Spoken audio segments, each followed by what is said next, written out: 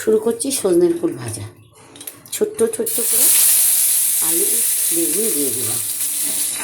দেখুন আমি কত ছোট্ট ছোট্ট করে আলুগুলো কেটেছি।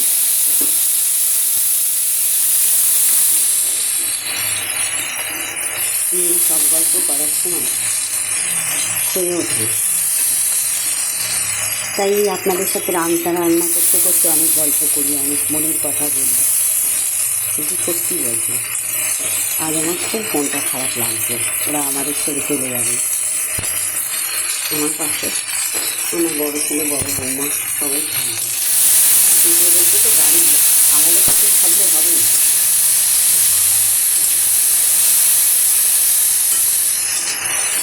দেখলাম তবে কড়াইতে দিয়ে দিলাম শুকনো লঙ্কা, ছোট্ট ছোট্ট করে কাটা বেগুন আর আলু।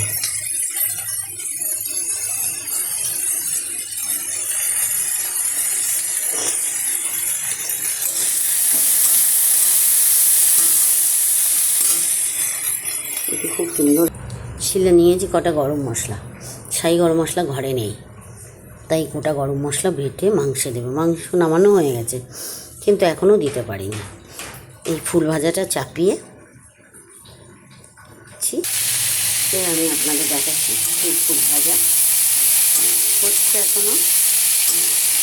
এই যে ফুলগুলোকে আমি লবণ দিয়ে সুন্দর করে চিপে তার জলগুলো ফেলে দিয়েছি, দিয়ে এর মধ্যে দিয়ে দিলাম।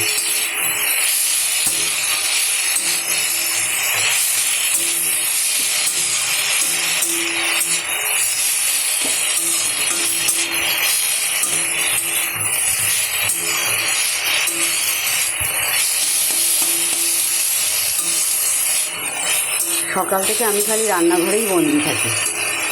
রান্নাঘর আমাকে ছাড়ে না। সকাল থেকে দুবার তিনবার চা, তারপরে সকালের খাবার, সেটা করতে করতেই আবার দুপুরে রান্না শুরু হয়ে যায়।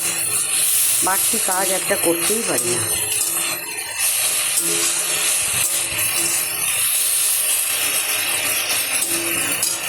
দেখুন সজনা ফুল ভাজাটা হয়ে গেছে। দেখুন ফুল ভাজা খুব কম সময়ই লাগে। শুধু আলু বেগুনগুলো ভাজতেই যা টাইম লেগেছে। হয়ে গেছে খুব সামান্য। বুট করতে হয় তো, বেশি পাইনি।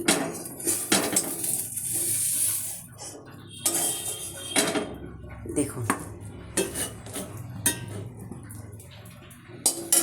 এই হয়ে গেল সজনের ফুল ভাজা। আর আপনাদের ডিস্টার্ব করবো না।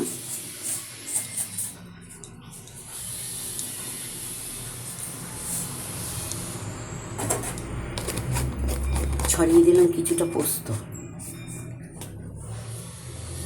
খেয়ে দেখবেন কেমন লাগে। আমার সাথে থাকবেন। আপনারা আমার সাথে থাকলে খুব ভালো লাগবে। সাথে থাকবেন, আসুন আমার বাড়িতে, আসুন একদিন সবাই মিলে মজা করে খাওয়া হবে। ঠিক আছে, রাখছি। ভালো থাকবেন, সাথে থাকবেন।